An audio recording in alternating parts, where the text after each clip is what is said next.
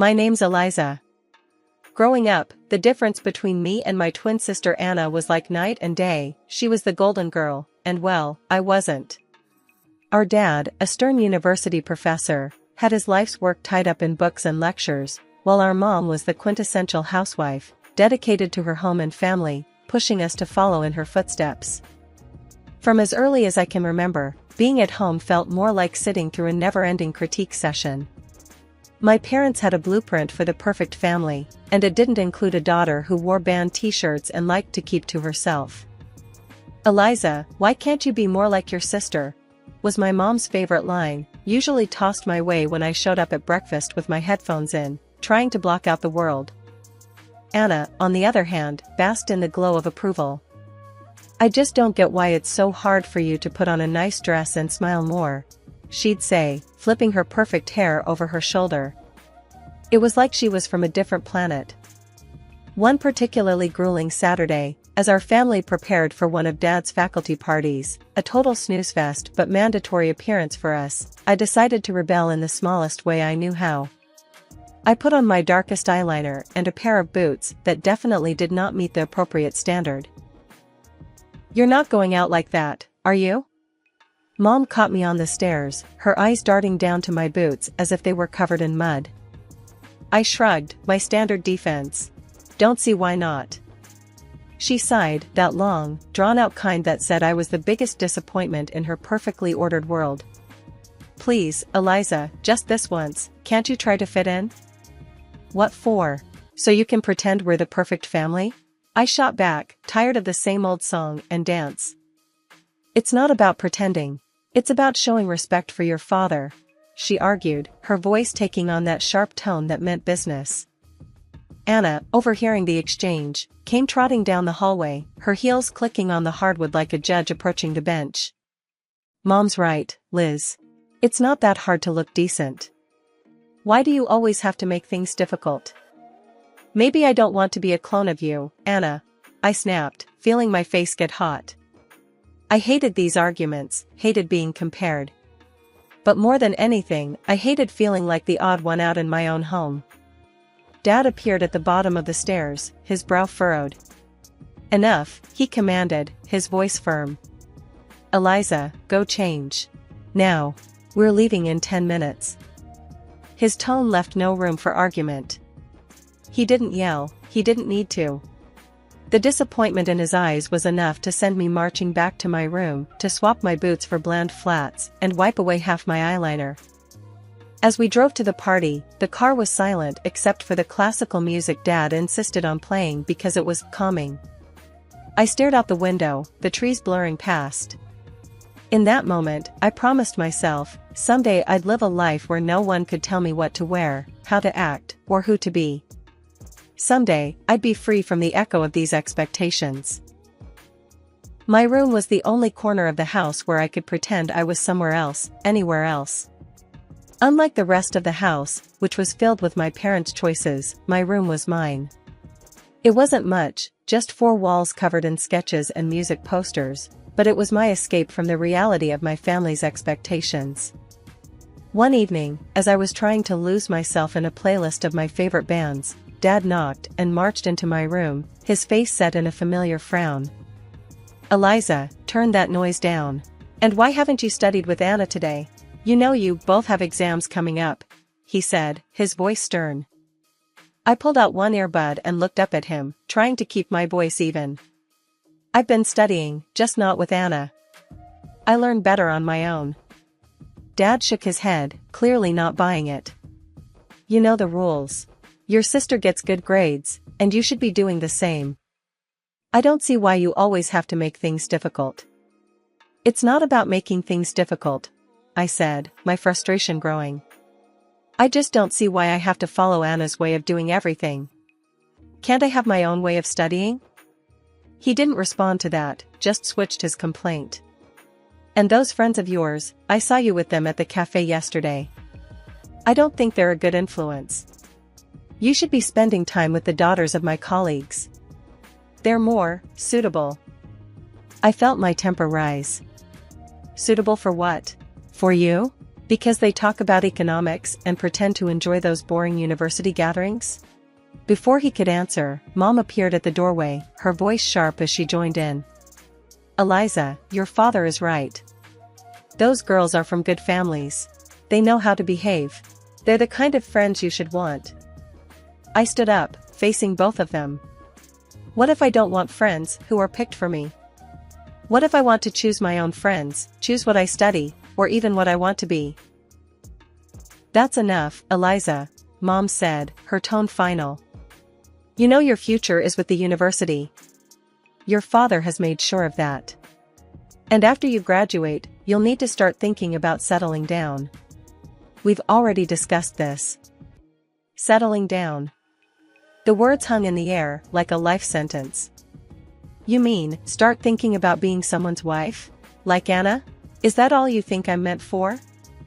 Mom's face softened slightly, but her voice remained firm. We want what's best for you. Following the path we've set out will give you a good life. A good life, I repeated, the irony bitter in my mouth. Is it a good life if it's someone else's idea of good? No one answered that. They didn't need to. We all knew there was no point in arguing. They had their plans, and they expected me to fall in line, just like Anna. Anna and I were like two sides of the same coin, always together, but never on the same page. At university, where Dad taught, the differences between us grew even more obvious.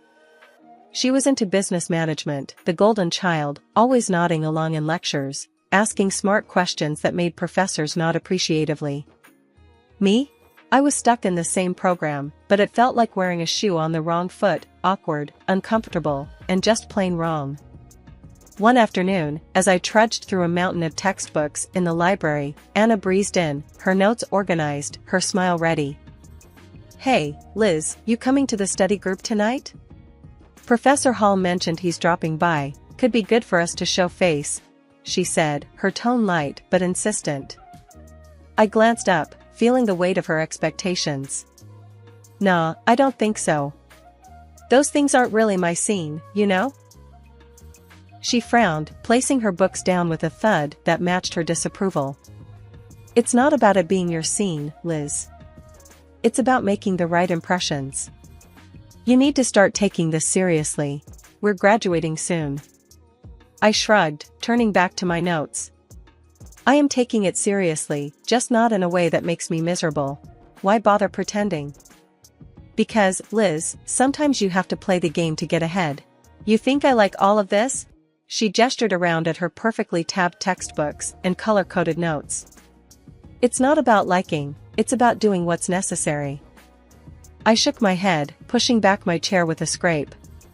Well, maybe I'm tired of doing what's necessary according to everyone else. Did you ever think of that? Her voice softened, but her eyes were steel. Liz, I'm just trying to look out for you. Dad's not going to be around to sort things out forever. What are you going to do if you keep alienating everyone? Maybe I'll figure it out on my own. Maybe I don't need to follow Dad's roadmap or yours. I shot back, feeling a surge of defiance. Anna sighed, her frustration clear. You're so stubborn. Just try, okay? For me, if not for yourself. Show up tonight, talk to Professor Hall. It won't kill you. I looked at her, really looked at her, and saw not just my annoyingly perfect sister, but someone who actually cared, in her own way. Fine, I'll think about it, I conceded, not ready to promise more. Thank you, she said, her smile returning. It's not that bad, you know. You might even like it if you gave it a chance. Doubt it, I muttered, but I knew I'd lost this round. For Anna, I'd show up, sit through another boring discussion, and nod at the right times. It was just a few hours, I told myself. How bad could it be? As it turned out, not as bad as I thought. Professor Hall was surprisingly interesting when he wasn't lecturing from a podium. I even asked a question, which earned a shocked but pleased look from Anna. Later, as we walked back to our dorm, Anna nudged me. See, not so terrible, right? That fragile piece didn't last long, however. In our last year, Anna introduced us to her fiancé, a lawyer 10 years her senior, already well established and exactly what our parents dreamed of. Mom and Dad were over the moon, praising Anna for making such a smart match, and immediately turned their expectant eyes on me. "Now, Eliza, it's your turn to find someone suitable," Dad said one evening over dinner, his tone implying that my time was running out. Mom nodded enthusiastically, already planning out my life as if it were another one of her well-organized home projects. "Think about your future, dear. Someone who can provide for you, who has a good standing." I remember staring at my plate, feeling the walls close in. Anna's wedding was meticulously planned down to the last detail by Mom, from the bridesmaids' dresses to the floral arrangements, showcasing her perfect vision of family prestige. After the wedding, Mom often visited Anna, doling out advice and ensuring her life played out just as she had orchestrated. Witnessing this, I knew one thing for certain: I didn't want my life tailored by someone else's hands. One day, I was walking down the street, lost in thoughts of how to escape the life my parents envisioned for me, when I heard the deep rumble of a motorcycle approaching. Curiosity pulled me toward the sound. That's when I saw him, Jake, with his leather jacket and carefree smile, pulling up beside me. "You look like you need a ride," he called over the roar of the engine, a playful twinkle in his eyes. I hesitated, glancing back towards the path home, then at his outstretched hand. What did I have to lose? "Sure, why not?" I replied, my voice a mix of nerves and excitement.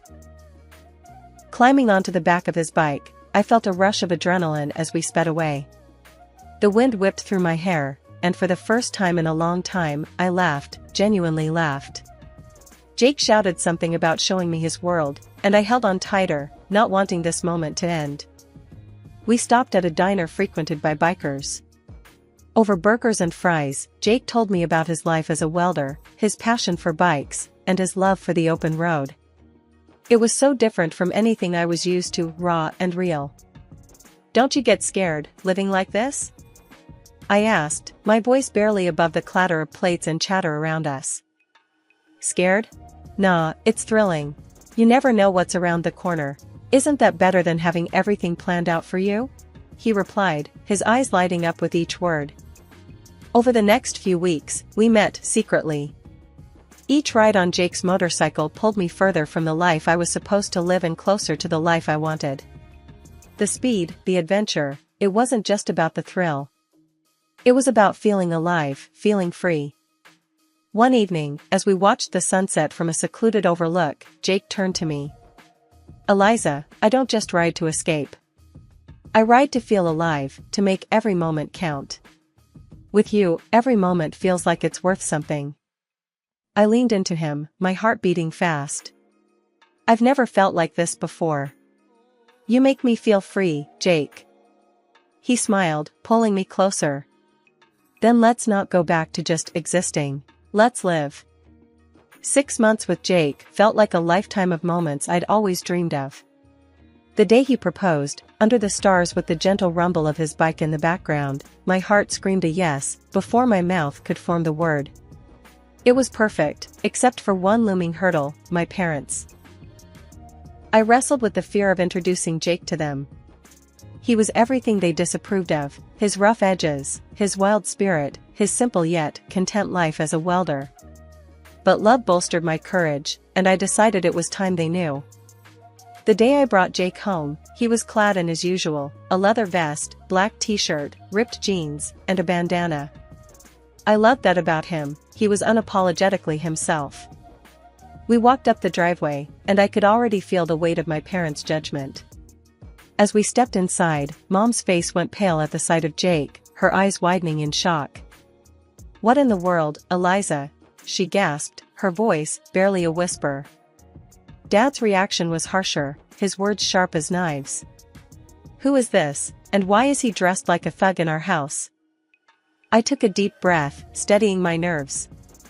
"Mom, Dad, this is Jake. He's the man I love. We're getting married." Their silence was deafening. Then, Dad turned to Jake, his tone laced with disdain. "Married? What do you do for a living, young man? What are your qualifications?" Jake, bless him, didn't waver. I'm a welder. I took some specialized courses after high school. I work hard, and I make an honest living. The look on my parents' faces was a mix of horror and disbelief. Mom looked like she might faint. A welder? Eliza, you can't be serious. Dad's voice rose, anger flaring.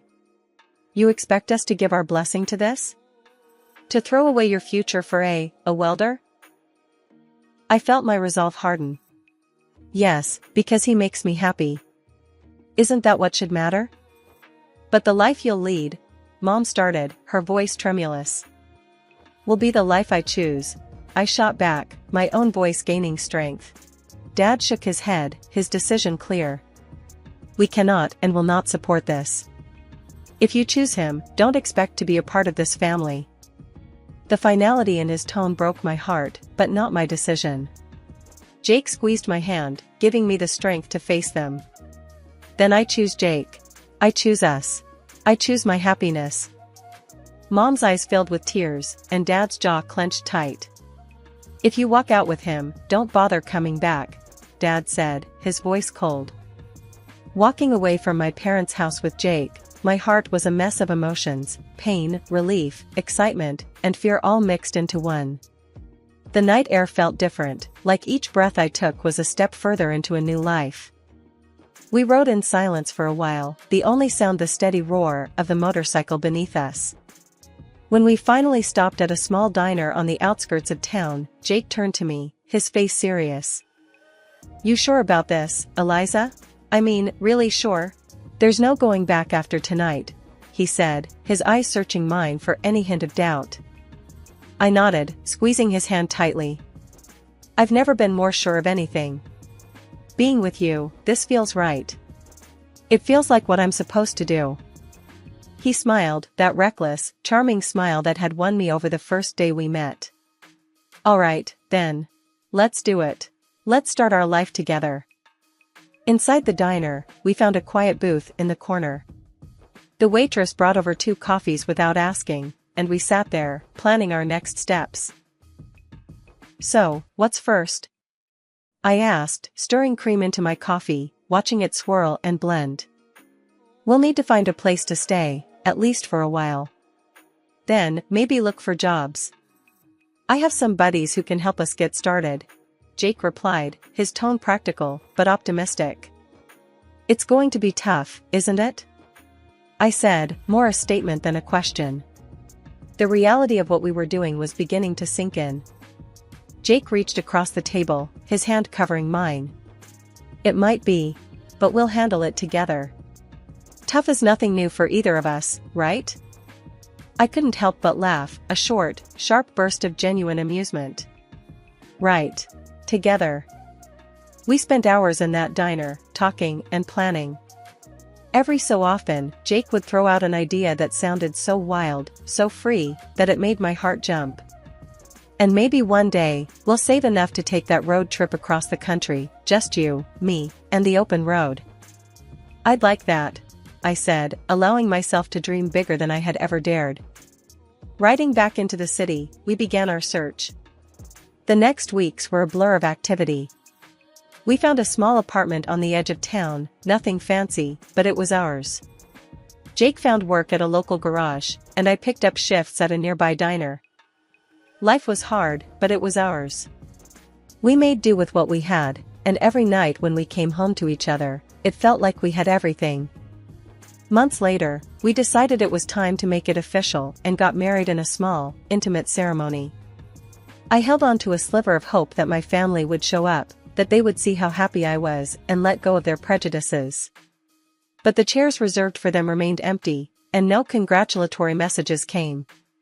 Despite the sting of their absence, the day was perfect because it was ours.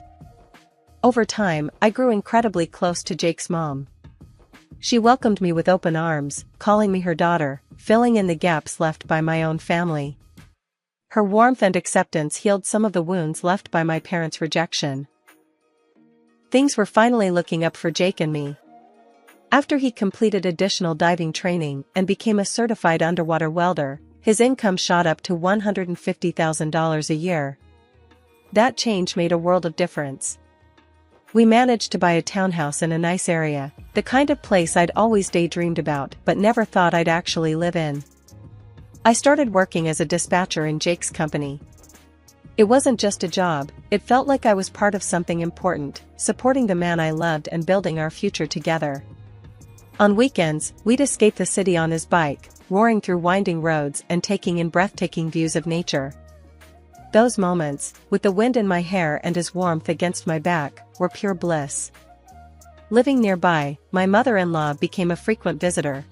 One such afternoon, while Jake was tinkering in the garage and I was fixing us some coffee, she arrived looking a bit troubled. "There's been some ugly news," she said as she settled down at the kitchen table. "Something about a professor at the university involved in a harassment scandal." My heart skipped a beat. "Oh? Did they say who it was?" I tried to keep my voice steady, dreading the answer. She shook her head. "No, they didn't mention a name on the radio, but you know how these things go. It's probably all over the TV by now."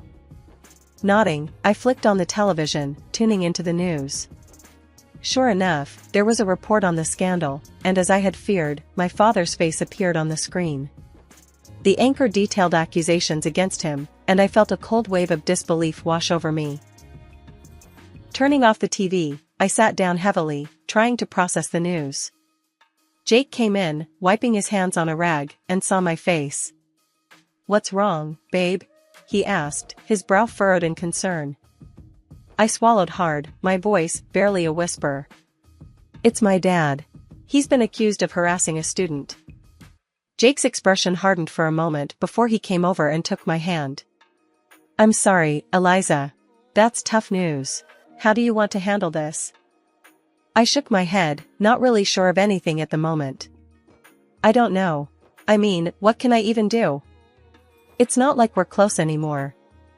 He squeezed my hand, understanding. "Whatever you need, I'm here for you. We don't have to figure it all out right now." I decided to wait and see how things unfolded before making any moves. Whatever decision I made, I knew I'd have Jake by my side, and that was the reassurance I needed to face whatever came next. Life had been peaceful until that unexpected afternoon at work, when a familiar car pulled into the parking lot.